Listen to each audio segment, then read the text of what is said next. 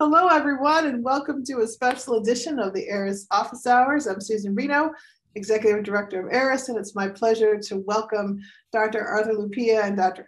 Antoinette WinklerPrins from the NSF Directorate for Social, Behavioral, and Economic Sciences to discuss the new Broader Impacts Framework for proposals submitted to SBE. Dr. Lupia is Assistant Director for SBE, and Dr. WinklerPrins serves as Deputy Division Director for the Division of Behavioral and Cognitive Sciences in SBE. We are grateful that they are here with us today. I know you're going to have many questions. I just want to say, I found out about the new framework on Saturday. I emailed Dr. Lupia on Sunday, and right away he's like, yes, of course we'll be there. So I thought that was really great. Please send your questions to muresearcharis@missouri.edu. Sarah just put the email address in the link in the chat so that that way we don't overwhelm the speakers with all of your questions. And so we'll be facilitating that. And then one last thing before I turn it over to them, a shameless plug. Registration is now open for the annual ARIS Summit. So go to our website at researchandsociety.org. And now I'll turn it over to Dr. Lupia and Dr. WinklerPrins. Thank you so much. It is really, it's great to be here. And we have a little presentation we're going to give. I'm going to walk through it. All the parts you like are from Antoinette WinklerPrins, who, if we have a half hour, she can tell you about all of her middle names. And all the parts that you don't like are from me. And I have no interesting middle names. So I'm going to share my screen, theoretically. Yes, I'm going to share my screen. Here we go. And let's look at some images. You can see the slideshow and not presenter view. That's always embarrassing. Okay, I'm going to take that as a yes. So the first thing I want to do is just acknowledge you. I assume on a call like this that you're not part of some experiment and you weren't randomly selected to be here. And so that means you care about the intersection of scientific research and public service, or rigorous inquiry and quality of life. And that's an incredible calling. This country has some real opportunities for progress, but it also faces some pretty big challenges. And having people who care about the intersection of the conduct of science and what it can do for people, it's a really incredible thing. I know that's what, I don't know, I'm happy to see a lot of familiar names on the call, but I know that's what drives your organization. And we have a lot in common in that respect. But I want to talk about some things we've been doing, and I'll walk through the broader impacts DCL, but I want to give a bit of context first. Because for us, it's really about the public value of this research. SBE is the Social, Behavioral, and Economic Sciences, and I'm not going to assume everybody's familiar, and we fund basic research in all of the social and behavioral sciences. We have, 30-something programs, some of which are discipline specific, some of which are interdisciplinary. And then we participate in funding programs across the agency, interagency, and so forth, where the social and behavioral sciences are involved. So some key points about our approach. Continuous evolution. I feel like for us to do the service to the public that has brought us all into government, every day we have to think about how can we do better today than we did tomorrow, and how can we do better tomorrow than we did today. Being very conscious of the fact that we're in the middle of a pandemic, and the main thing that our team has to do with one another and everyone we interact with is show as much love and compassion as possible. So continuous evolution is the thing we think about, not just to create more work, but to kind of create more value, more outcomes, more meaning per unit of input. And the dependent variable of interest in our own hierarchy is quality of life. What is the type of research that improves quality of life? We are particularly interested in quality of life for people who are hard for us to see. If you're in an academic environment, you're in a government environment, there are millions of people who are up against it in different ways. They were so before the pandemic. The pandemic has made it worse. We think a lot about them and the ways that we can do work that improves the quality of life as they live it, as they experience it, as they perceive it. I know that that's a joint mission for all of us, so thank you for your service to science and society. Where we are in SBE right now is we are trying to be as helpful as possible in a context where we are in the middle of a pandemic. And I'm a quant by training, and you hear about the fatality, the death rate from COVID, and the numbers can start to be like imaginary numbers, but they're not. Every single person who's affected by this disease, it's a tragedy. It affects themselves, their families, their communities, and so forth. And so as we think about what our opportunities and obligations are in any moment, it's important to remember that, that 6-digit number now is closing in on 600,000. Every single person matters. Every person has a story. Every person has a family. And there are questions about how can we help them, right? At the same time, we have disruptions to business. Millions of people, tens of millions of people have lost jobs. That was happening before the pandemic. We had economics disruption, technological change, various types of competition. And so a lot of the question is not just how do we help build the industries of tomorrow, which we're very interested in doing, but how do we empower the communities of tomorrow? How do we validate the people of tomorrow who have a range of different circumstances? So again, I like to think about the quantitative part, but every person matters. We also have seen in this year that education at every level has been fundamentally disrupted. There were challenges in education before the pandemic. There was the thing we called the digital divide. There were the variance in the inequalities in the types of opportunities that people had. And with respect to education, I think there's probably a lot of people familiar with education research on this call. There are links between educational opportunities and life outcomes at every stage. It's a significant thing. And so, trying to figure out how we can use social and behavioral science research to take the assets and opportunities that we have, the moment that we have, and do things to support better educational opportunities for people, particularly for people that are underserved, it really matters. And then, of course, in the last year, we've had all kinds of questions raised about how we see one another and how we treat one another and how the law regards us and how we can move about in our everyday experience or not and have expectations of safety or respect or opportunity. Again, it's easy to think of those as abstractions, as somebody else's challenge, but in the social and behavioral sciences, we have an opportunity to help people see how to get from a world that they have to a world that they want. So when we think in respect, I'm talking about recent experiences we've all had that have accelerated some challenges we had before. But 2020, I think we're all glad it's over, right? Because in a sense, it challenged our bodies in terms of the pandemic.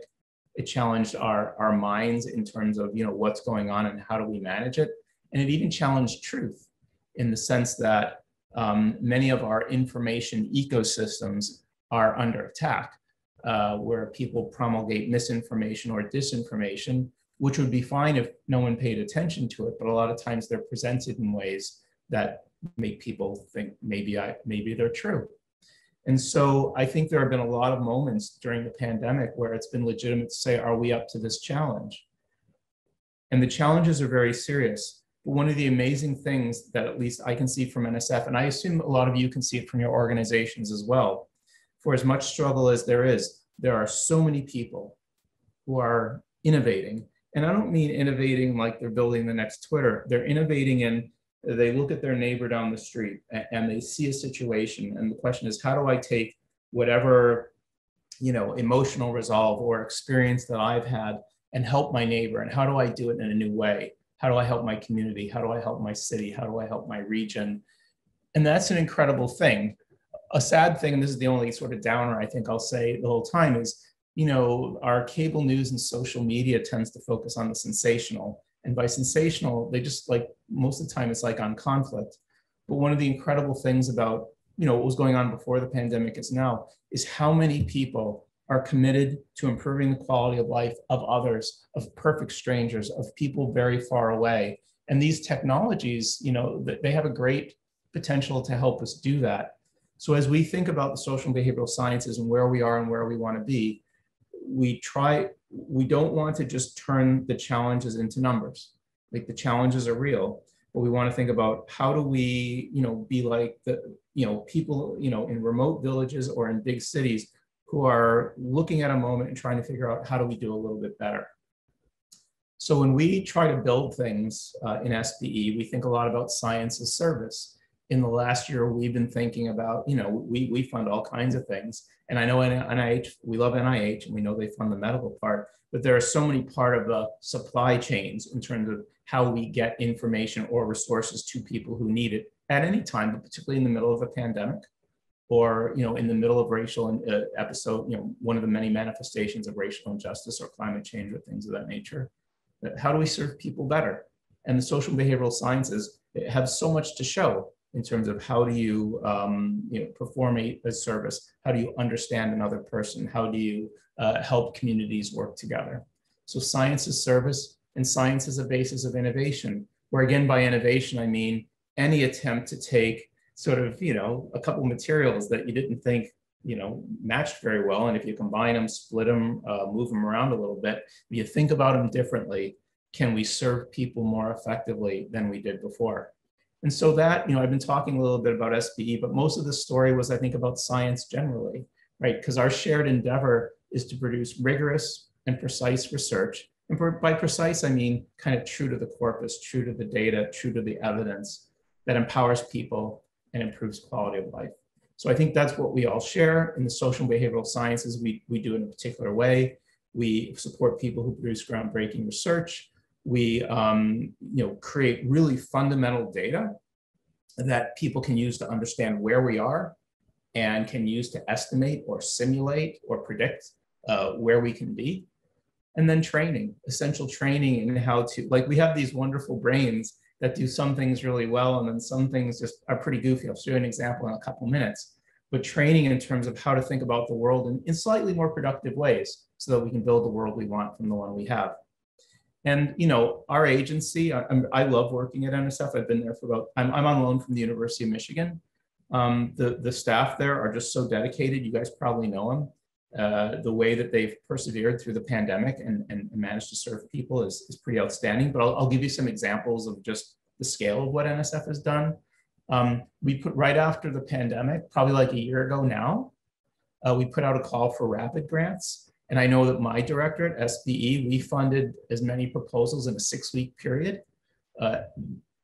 than we typically do in a year. So it was not just everybody moved to telework. We were trying to fund as much COVID-related research as possible. We funded 240 grants, totaling $32 million. So much great work came out of them. One of them that you might know about, and if you don't, you should look, is called SHAN, the Societal Experts Action Network. Basically, we asked the national academies to build a workflow, if you will. The workflow is decision makers, state, local, federal government have a question about how to try to accomplish something, and the social and behavioral sciences are relevant to it. They send it to Sean. Sean sends forgive me if you don't like Batman, sends a bat signal into the sky saying, we need advice on this question. Social and behavioral science organizations around the country see the question, feed articles, data, whatever they have to a group who both understand the science and know how to write for policymakers. They write briefs, they show it back to the researchers who produced and say, is this accurate? And when they say yes, it gets blasted out to policymakers. Sean, which is, 10 months old, has been a remarkable success. If you look them up on the web, you can do it while I'm talking, but it'll make the rest of what I'm saying hard to understand. But if you do it afterwards, you'll see they've addressed some really important issues and helped governments around the country, and in fact, around the world, respond to urgent needs more critically. So this is the type of thing that we've been able to do. We've also been funding a lot of work in equity and broadening participation.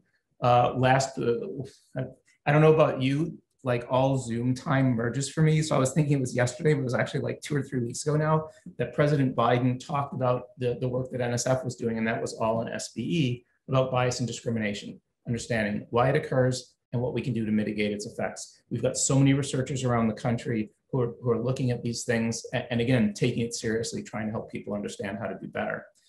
We also launched a program called Build and Broaden, which I'm happy to talk about. And the basic idea there is we want to locate a lot more research at minority serving institutions. And so Build and Broaden is basically an incentive system for partnerships, either between minority serving institutions, between minority serving institutions and R1s, top research universities, or maybe other organizations, any group that has the ability to locate NSF fundable research at an MSI There are new funding opportunities for that, and we're so thrilled with the community's response to it. You may also just have heard, I'm almost done with the news portion of the presentation. Dr. Panchanathan, our leader, a few weeks ago, announced that in this fiscal year, we're dedicating over $1 billion as an agency to COVID relief for undergrads, graduate students, postdocs, and under-resourced institutions. So that's really important. We got a funding increase, as you know, so we're able to fund all the stuff that we were doing before that we want to continue and stuff that Congress has asked us to do, but we also get to help people who are in need. We've also launched a bunch of new initiatives in the last year that are in the moment. Strengthening American Infrastructure is a social and behavioral science. It's interdisciplinary, but basically if you bring a research proposal to us that strengthens or shows you how to more effectively maintain or develop infrastructure that's critical to the nation, as long as your sort of front end is, here's the human problem we're trying to solve, and we're going to take the human and social part seriously, that's your entry into strengthening American infrastructure. Build and broaden, I talked about. And America's Data Hub, many of you know, is an idea we're standing up to try and help merge data from different agencies in a way that protects personal privacy, but allows analyses of how things are working, what types of policies or interventions have the effect that you want. Like imagine that you could merge NSF data and patent data or educational data or employment data. And I know some of that's done now, but imagine it could be done at a much greater scale. So these are the types of things that we're working on. And that ends the news. So let's talk about what's next and the broader impacts DCL and where it fits into this. As I mentioned, continuous evolution is just something that it's how we serve.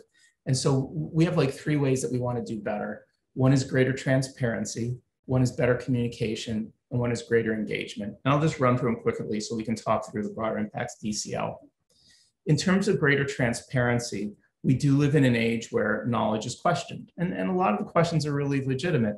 But in science, one of the things about science is we're supposed to present a type of knowledge that where the outcome doesn't depend on what you want it to be, right? I might start a study, I might want a particular outcome, but if I'm following the scientific method, right, the outcome is a function of the data and evidence that I collect and the procedures that I use. And anybody collects that data and who collects that data and evidence and uses those procedures should get the same answer, right? When we don't do that in science for things like for reasons like publication bias, p-hacking, and so forth, it not only raises questions about individual studies, it raises questions about the credibility of the scientific enterprise as a whole. So greater transparency is a key thing at NSF. We're committed to this in different ways. We also work with the Office of Science and Technologies Subcommittee on Open Science to make sure that scientific output is reliable, it's accessible. And if someone reads a conclusion or looks at data, they have a better sense of what it means. And this is so important for broader impacts, because if I want to take a study and try and apply it to my effort to improve quality of life, if a result is p-hacked, if null results are hidden, and I say, oh, well, the paper says the intervention is going to work, so I'm going to, the stakes are high with these children, I'm going to, to try this intervention. If I can't get the context of the result, if the null results are hidden, and I try to apply this, it's bad for everybody, right? So transparency really matters. Another thing is communication, because communication is not a second, or in my view, is not a second order activity for scientists. We find something, we discover something, it has potential public value. The ability to realize that potential depends on how effectively we communicate it. And in particular, do we leave the people we interact with a more accurate understanding of the underlying phenomena than when they approached us? Unfortunately, people my age were never trained to do this. We were trained to write for journal editors and reviewers and people at conferences. And so we use jargon and things like this. I like jargon, has its place, but we never got a theory of learning that's consistent with, what psychologists and neuroscientists know, and I know there's some on this call, with how people learn. And so just here's a way to think about better communication. If you close your eyes for a minute and think about your favorite song, you can do that. I know a couple things about what you're hearing. One is that if it's in the pop music vernacular, you almost certainly have most of the lyrics wrong. Go online and look. This is the thing about pop music. But the other thing is that if you can reproduce a song in your head, like while you're walking in a field or something like that, the version you've produced is your own version. It's not an exact match to what's on your MP3 player or your cassette player if you're my age. It's a version that you co-produced. You wrote your own version of the song. When you remember a movie, when you remember a book, what you wrote about it is a version of the narrative that you co-produced. All learning occurs that way. All learning entails co-production, where you take a lot of stimulus, you work it into an existing conceptual framework, and you turn it into memories, right? Knowing that, right, what it means about communication is that when we try to communicate scientific content to people, the key is we have to communicate with an audience rather than to them. We have to work from their understanding, understand where they're starting from, and convey our content in ways that means things within their frameworks. If we do in science, well, I'm going to try and teach it to you, and if you don't get it, it's your problem. You know, that's our challenge, particularly if we care about broader impacts. So communicating with people rather than to them matters. And I think this is a much deeper topic, but when we think about communications, so we're practicing this at NSF and also funding research on it. You know, the most important parts of a learning act occur in a learner's head. Like, to the extent that I'm trying to teach anything right now about SBE or NSF, in reality, all I'm doing is making variations in sound and light. That's all I can do, whether I wave my hands or make intonations in my voice or show you pictures on PowerPoint. I just make variations in sound and light. To the extent that they have any meaning to you, that's because you are paying attention to them, working them into a conceptual framework you already have. And then if you're interested in it enough in it, you're forming new associations that will lead to a memory later. That is how all learning works. And to the extent that we want to communicate science effectively, we have to remember that no matter how good our intentions, biology doesn't change the rules for us. So communicating with people, thinking about how they receive information is critical. But now that leads to, I think, what you've all been coming to is greater engagement. At the end of the day, we could study, in science, there's an infinite number of questions you can study. You know, if you want to know what the relationship between X and Y is, or is A a member of the set B, like there's an infinite number of those things we can come up with. But time is finite and people's needs are critical. Their challenges are in front of them. Their opportunities are potential. And what we can do with science is help them deal with the challenges more effectively and maybe seize the opportunities more effectively. And so that's why broader impacts is so important, right? In thinking about when we do science, what is the effect on other people? So the idea of the broader impacts DCL that we produced is it's a clarification and not a change. And you know, the work that you guys do is really incredible in articulating. It's not just articulating, it's expanding the way that people in NSF and around government understand how science can have value. Because, you know, I've been at a university for a long time. I mean, I'm still at Michigan. And if you're, you know, it is very easy to lock yourselves into the value of my research, you know, is with my graduate students, fine. And with the people who read my paper, fine. And if I get it published, that's validation. And if it gets cited, that's validation. But it's easy to be in that world and say, that's the, you know, those are my broader impacts. And that's fine to an extent, but there's this opportunity for so many more effects, and particularly when you get into publicly funded research. So your organization in particular has done a great job of changing the conversation, right? So what this DCL does is not that, because you guys have done that, you're doing it, you're working with the NSB. This is really about, it's a little bit about communication. It's how do you structure the explanation?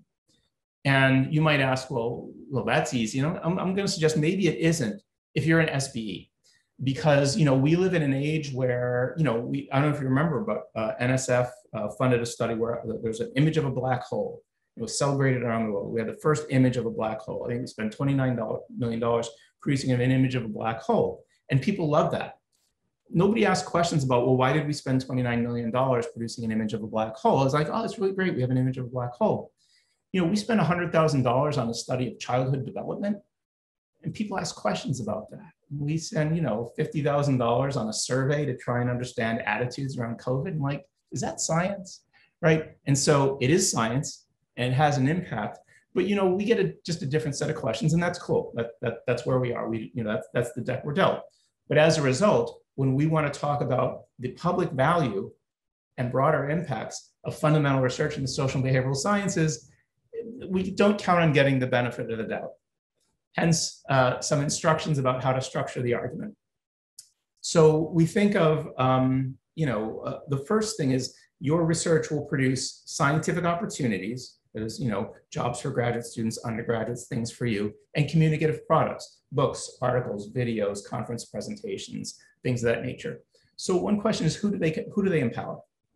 So that's one, we're asking people in their broader impact statements to think about that. Who do they empower? And a key thing about the request we've made in the DCL is we're not asking for probabilities. Because in basic research, like sometimes you don't know. A lot of the time you don't know. We're asking about possibility, right? So who can they empower? Whose quality of life can the empowerments improve? And what actions make these broader impacts more likely?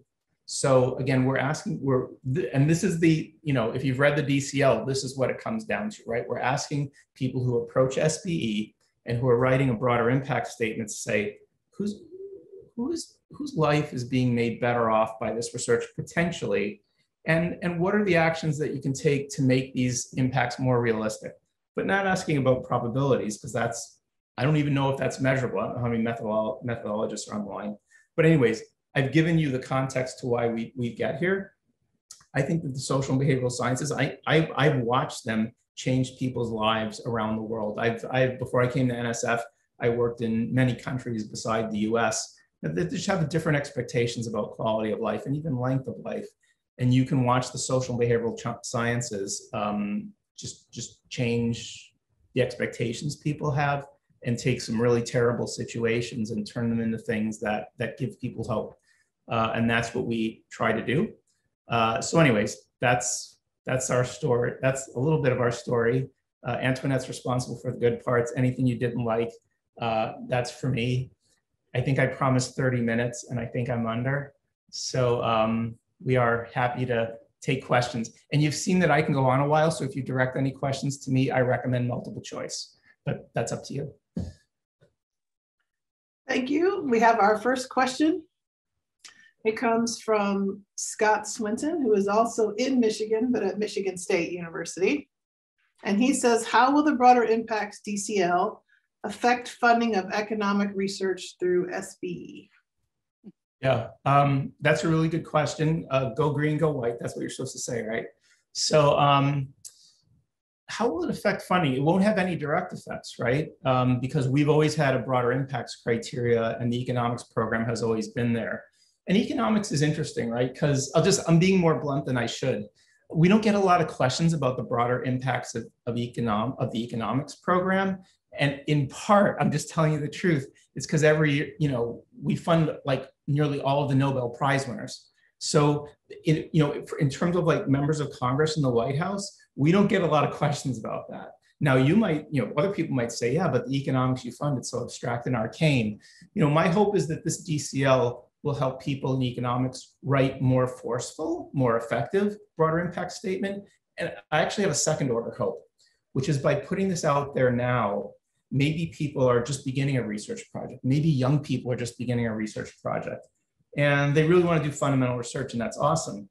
But they know they're going to have to at some point explain it to, funding agencies or prospective employers or prospective collaborators or something like that. Maybe having this structure in mind early in the development of a project will help people think about doing fundamental research, full stop.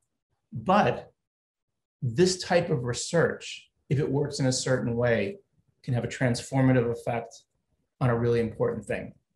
I don't know if it's going to happen, but if I was doing applied research, I might know. But I'm doing fundamental research. And so I'm hoping it empowers people to tell the story. But I think the short answer to your question was no.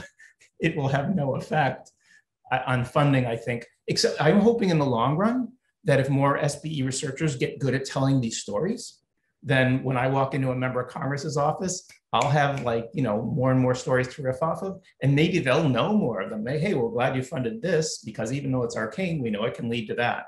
So that's my long-term hope.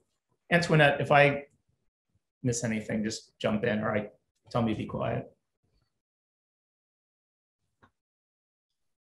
So I have a question about the third part of it. What actions make these broader impacts more likely? Can you talk more about the idea behind that and what you're expecting to see in that space? Yeah, again, I'm going to be maybe more blunt than I should. We worked on this for a little while. Like, we wanted to empower the SBE community to tell better stories about the broader impacts in basic research. Like, we just can't fund applied research. So there was a previous version where we didn't have this third step, and our program officers became concerned because they said, it's cool that you're asking people to think about whose life is going to change, and it's great that you're talking about quality of life, but aren't you just inviting people to basically exaggerate?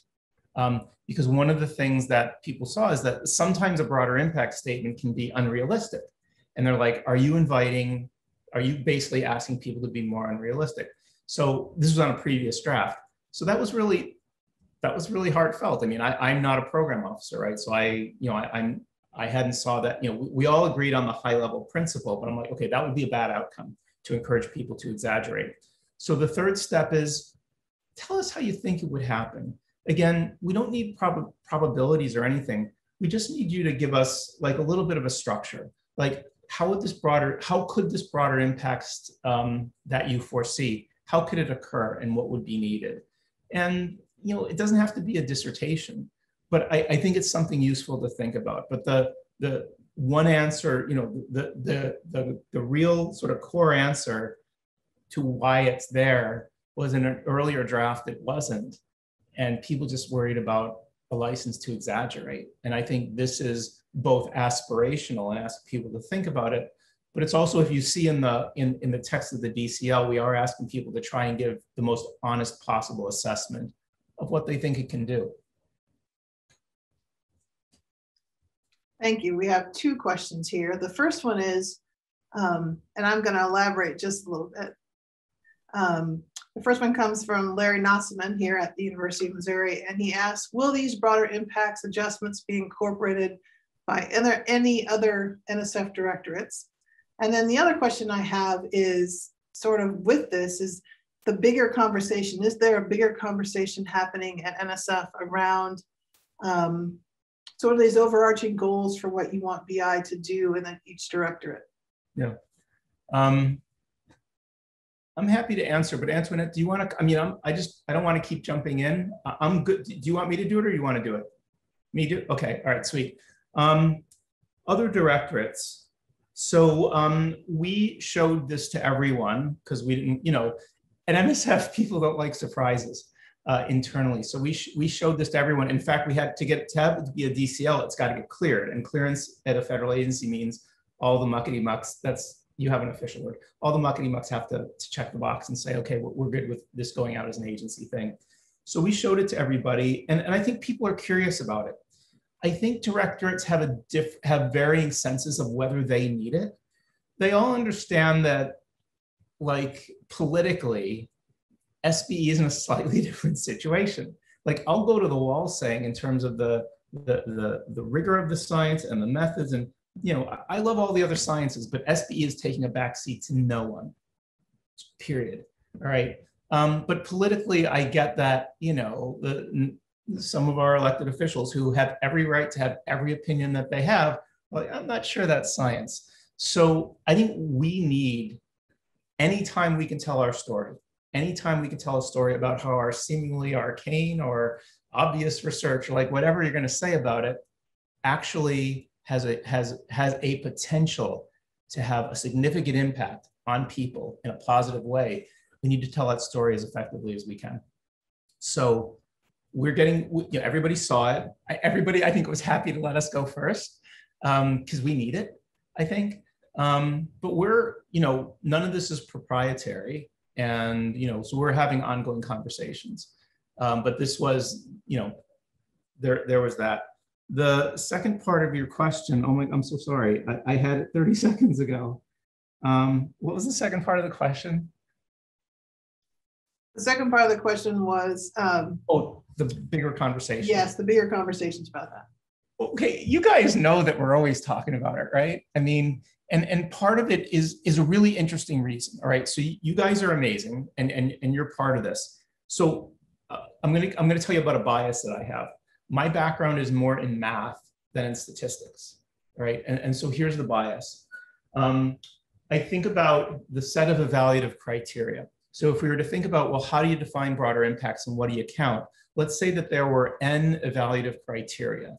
And I happen to think that there are n evaluative criteria and that n is really large. Like there's a lot of ways you could talk about the benefit of scientific research, right? So that's part of what you guys have done is really, I think, made people aware of how big the set n is. And like, that's a huge public service. It's like incredible. I'm not even sure I'm allowed to say that, but if I am, I did. But then there's this complicated thing, which is, okay, well, how do we, and this comes up when, if you guys watch the NSB meetings, the National Science Board meetings, they're our oversight board, this comes up all the time. The question is, yeah, but how should we measure it? And how do we kind of compare broader impacts? And that's where things get weird.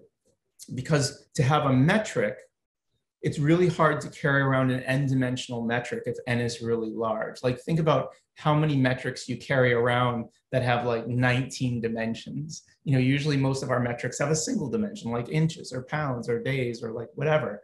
So it's really hard. So to have a low dimensional metric that you can talk about and use, you have to take the n, you have to compress them and somehow choose weights, right? And I think my bias as a mathematician is that we will never solve that problem. There is no universal weighting system for the n evaluative dimension on which we will all agree, right? So that's my bias. Some of you may have a different opinion, and that's great. At NSF, that's just a battle that it's not even, it's a battle that we're going to keep fighting. It's a conversation that we keep having, in parts because sometimes people say, well, there's this new dimension n+1 and we hadn't thought about it before and we should include it. And everybody's like, oh, that's great. But then we say, okay, well, how do we, a lot of times it's again, how do we measure or how do we figure out whether it's good enough or not? And that's where this n dimension to like 1 or 2 dimension problem, sorry, I'm speaking math, but that keeps the conversation alive. But I think it is not reconcilable.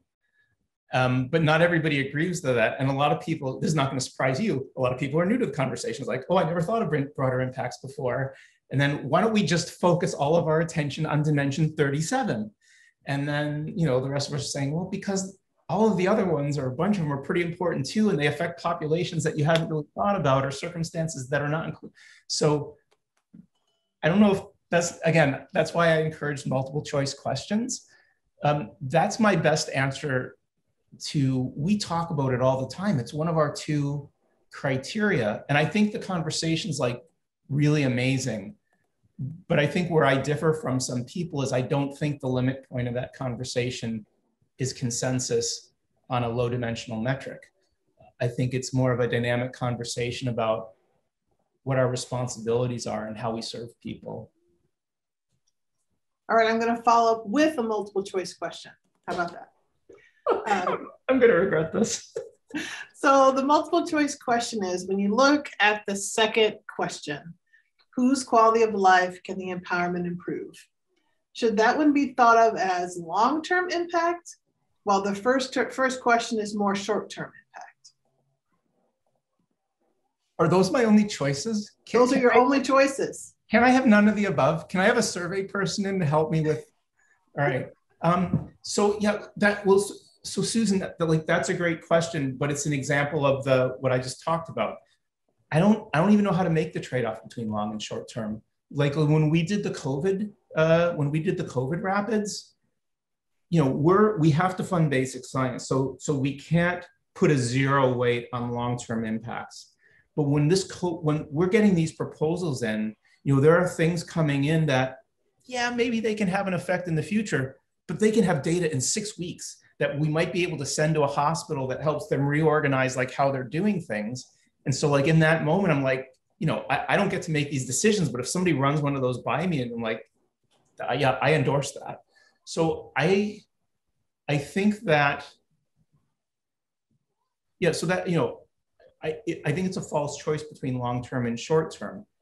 I'm good with either. I will say, if you're asking me to be strategic on behalf of the NSF, longer term is slightly better for us, because if we think about research with short-term impacts, that tends to be more applied. And it also tends to be the things that private philanthropy is more interested in. A lot of you I've worked with private philanthropy, and a lot of times you do better if your turnaround time is 12 to 24 months. Like you're going to have something that you can show a syndicate, within that time period. And NSF, we're supposed to be in the business of, hey, it might be 20 years, right? We might not know for a long time, but boy, if it works. And I feel like all else constant, this is just me, all else constant, if we've got the ability to do something huge and it takes 20 years and it's risky and no one else will fund it, but wow, it could change things, we should be there, right? So that's how I personally think of the trade-off generally. But I just gave you, to tell you that I'm inconsistent. When the rapid COVID thing was happening, I'm like, 6 weeks, we can have data that we can send to hospitals. Let's run that. Again, I don't make those decisions. I'm not the micromanager, but again, you asked, and you tried to ask multiple choice questions, and I didn't follow the rules. I'm very sorry. If I could chime in perhaps with an example where it's not an either or, right? But there are projects, and I'm just going to talk about one research direction that we see. Something on the impacts of urban agriculture on the quality on the food security of a community somewhere, and the immediate impact could be on the community with whom the research was done. So a return of the results of the actual work right to the community in a period of time close to the end of the project. But the long-term impact would then, hopefully, if that works out, and that's of course a probability we can't always control and a PI cannot control, but if delivered in such a format that data is then made available to the types of people who are making long-term decisions about food provisioning, projects about bringing soil to the places that are doing the urban agriculture, that could then have a much longer term impact and to many more people. But it gets a whole lot more diffuse and may not necessarily down the road have a direct tie to the original project. But we are, in an ideal world, looking for both of those. So an immediate thing that the PI talks about, returning data to communities, making it available in formats that it's actually usable, and doing that quickly, which is also why we have number 3, which is what actions, right? What actions make these broad impacts more likely? And by delivering data in a format that it can be used by those who can perpetuate broader impacts, that's a really important part that I think all PIs could pay attention to. So just a little example, but hopefully those who ask that question can hopefully have a better sense of what we're getting at in an ideal world.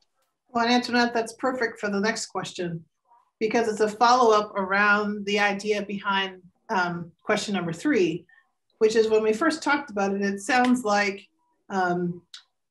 we're asking people to come up with what might make this happen. But is there really the sense we want them to actually have concrete activities that they're going to do? So in the example you just gave, it was putting it in an accessible format, giving it back to the community. Are you expecting that there's going to be some sort of broader impact activity that's going to follow that up?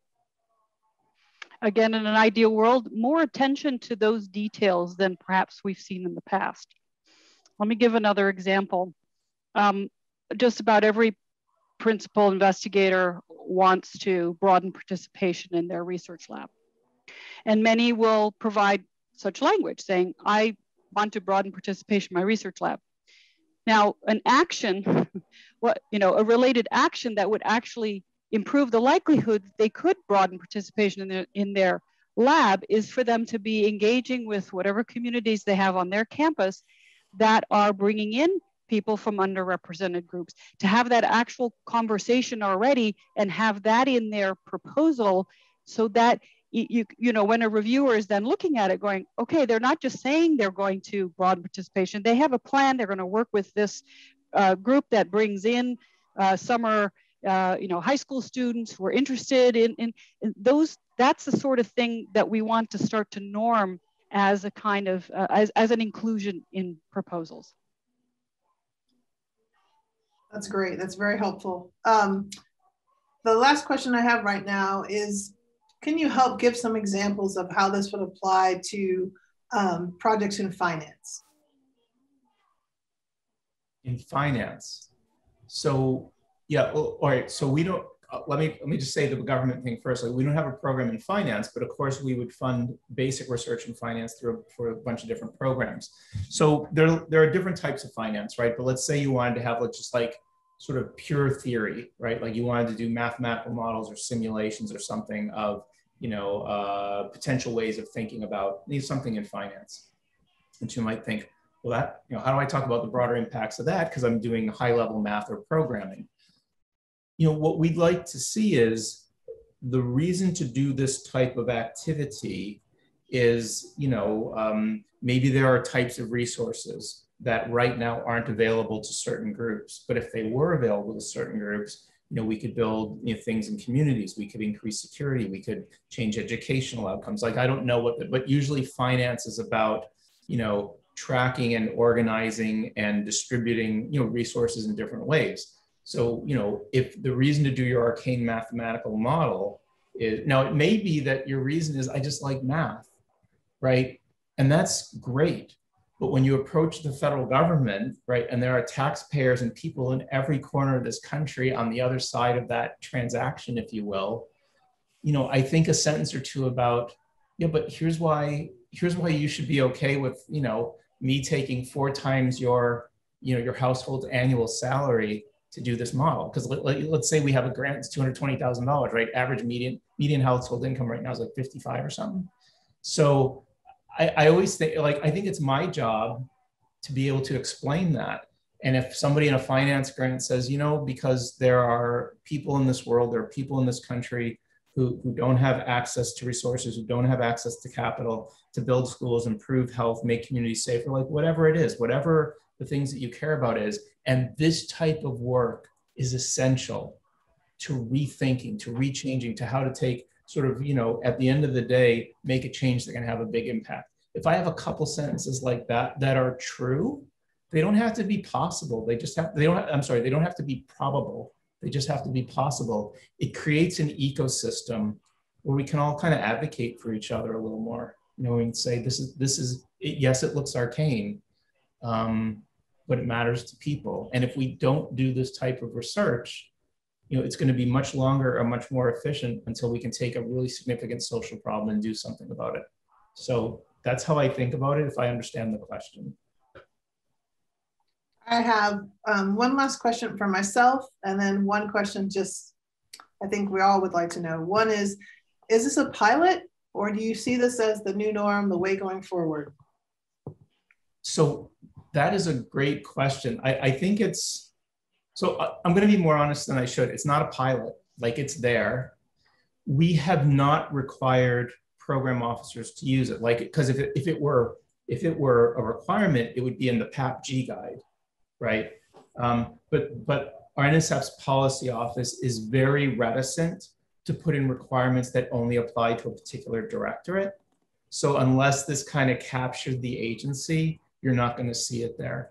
So within SBE, it's an amazing group of people, the program officers, and I think they understand that we have this amazing capacity to fund research that improves quality of life, and that we don't always get the benefit of the doubt. And so I think in programs where people see this architecture, and I think of it as a structure, a way of giving an argument, where this argument can help them, I assume it will infuse the conversations because they choose it. So that's, it's not a pilot, but it's not a requirement. So it's kind of, I feel like, if I want to try and help an organization do something better, I try to find a way to put an example out there or say something that will be in the room after I leave, and then people can think about whether it helps them or not. And I think that's what this is. So yeah, if I could just add, again, proposals are not going to be evaluated on whether they are answering these 3 questions. It is not a prescriptive framework that way. It is simply to help guide further thinking, to get people to think more innovatively and creatively. And frankly, it's because many program officers will look at proposals and go, gosh, these PIs have left an opportunity on the table that they don't discuss in here. And so this framework is really, it's to help our PIs get beyond where many are stuck with the usual broader impacts. And again, there's nothing wrong with training students, getting publications out, but there's so much more that's possible. And many PIs just haven't even gone there. So this framework is meant really to facilitate a conversation. It's not going to be an evaluation criteria for panels. It's not going to be an evaluation criteria for ad hoc reviewers. But it's part of a conversation that certainly program officers are having with their communities, and that panelists will likely have in panels, et cetera. So it's going to take some time to evolve, and this is fresh out the gate, as it were. But in a way, it's an evolution that was already starting in our directorate of a more engaged use of broader impacts in the totality of the project. So we have just a few minutes left. The last question I have is, are there any ways that we as a community can support the work that you're doing? Well, you guys are amazing. I mean, I don't know. I don't know how you see yourselves, but prior to your existence, we were in a culture where NSF had two criteria. But if any of you ever served on panels or reviewed proposals, you know that in the 15-page proposal, there were 14.75 pages on intellectual merit and 1 paragraph on broader impacts, right? And I think part of that was people thought it was a second criteria. And I think people didn't know how to tell the story. I think there was like fear and stuff like that. So now you guys have empowered people to have more. There are more resources people can draw from in building that. I feel like what I hope my screen's I hope the impact of this thing is to help people think about how to write a 3, 4, 5, 7, 9 paragraph narrative about the broader impacts of their proposal, so that they feel comfortable sending in a proposal that might have like 8 pages of intellectual merit and 7 pages of broader impacts. Thanks to you guys, like, I don't get kicked out of every room where I say that, but I still get the weird asymmetric eyebrow thing when I say it in some rooms. And so I think that, you guys have done this great job, but I think people don't know how to tell the story. And I think if you look at this outline, it's like, oh, here's how it's safe for me to tell the story. Like, I have insecurities about whether my basic research really can have a broader impact. But if you're giving me a license to talk about what motivates me and what is possible, and you're not putting probabilities on me, maybe I have a license to tell a longer story now. And like, how good would that be if we had like more scientists who are more versed, not just sort of lip service, but in giving extended narratives when they give talks, when they present to other people, when they meet with potential colleagues, where the broader impacts are, they're the front end of it.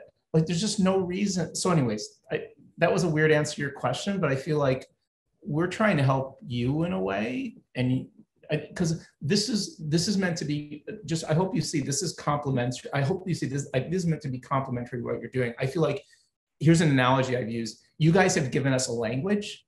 We're giving people a basic grammar. Like, here's how, like when you're in schools, like, here's the 5 paragraph, how to make an argument. It's like, here's the 3 paragraph about how to make an argument. I mean, at the end of the day, that's what that is.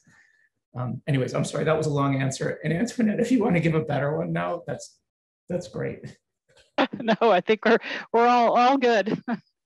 But yes, it's a wonderful. It's really great to work with you on this and help tell this story. Indeed. Well, thank you for just making our evaluation. I really appreciate that. Any last comments you want to give us before we go?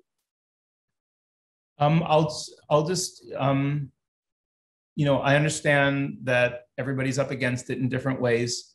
What you do is amazing. Please take care of yourself. Please take care of one another. And every day is just this great opportunity to serve. And what we've committed to internally is we're just open to rethinking it every day. And we know that you guys are because of what you do. And if you see ways that we can support you, that would be great. But we are grateful for what you're doing. What you didn't choose the most glamorous part of the science job, but it's so important. I mean, this is, if we don't get this part right, being able to tell the story about why it matters, it's really hard to sustain like any of it. And that would be, so I think you guys are heroes in a big sense in the science story. And I just appreciate that because I know it's not the easiest thing to do. Yeah, thank you. And I think I hope that as you tell the story that you see it as an opportunity, not as, oh my gosh, now we have to do this, but as an opportunity to strengthen the whole enterprise. So thanks again for having us on today. Thank you all very much. And thank you everyone for joining us. Have a wonderful rest of your day.